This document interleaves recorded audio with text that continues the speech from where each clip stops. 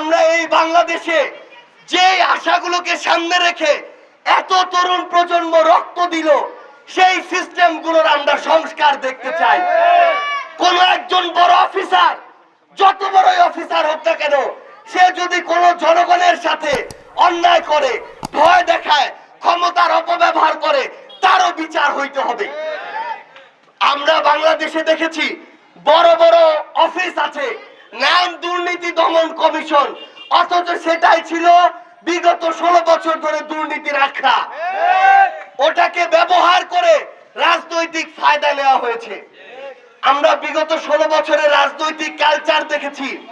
এই খুনি হাসিনা থেকে শুরু করে তার দোসররা অন্যান্য রাজনৈতিক দলের নেতা কর্মীদেরকে অনেক ছোট করে কথা বলেছে, অনেক খারাপ ভাষা ব্যবহার করেছে।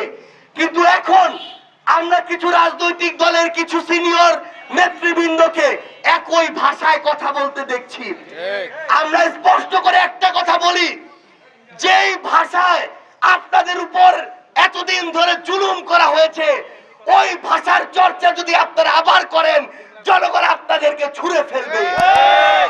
আপনারা যদি ওই কালচার সেট করেন, আবার ওই কালচার অন্য কারো দ্বারা ওই কালচারের শিকার আপনারা হবেন।